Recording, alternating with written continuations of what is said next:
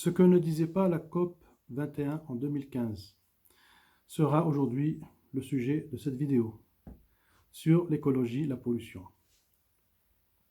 Bonjour à tous et bienvenue sur votre chaîne. Pour maintenir donc l'augmentation des températures en dessous des 2 degrés Celsius, réduire les émissions ne suffira pas. Donc il y a des pistes.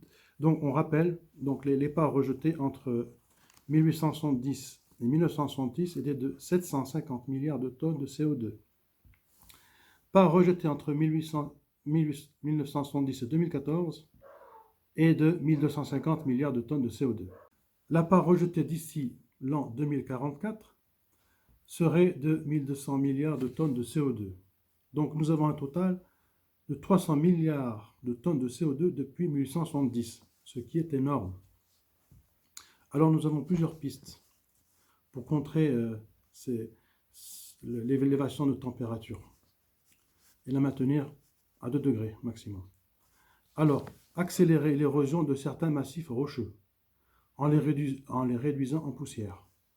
Doper la capacité d'absorption des océans avec des milliards de tonnes de chaux vives.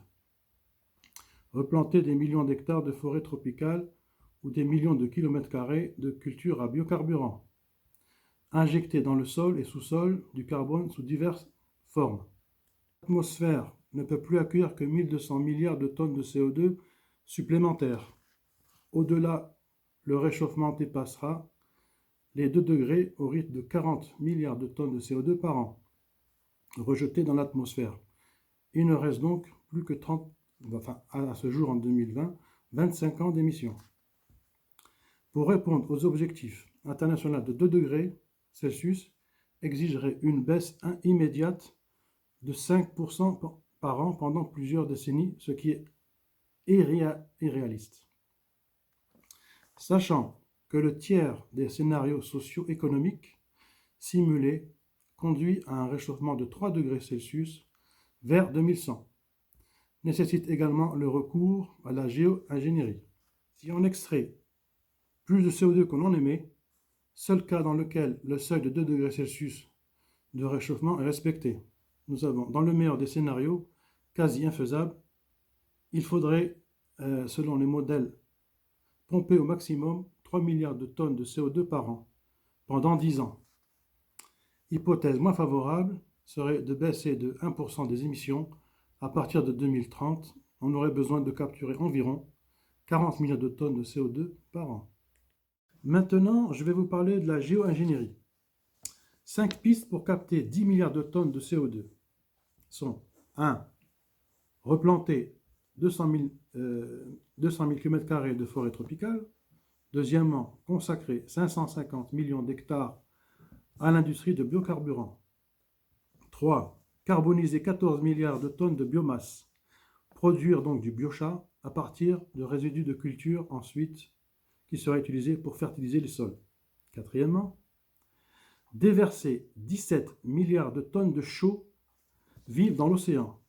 Donc quantité de minerais à extraire, brûler et transporter semble comparable à celle traitée par l'industrie des hydrocarbures. Mais la flotte maritime actuelle mondiale est insuffisante.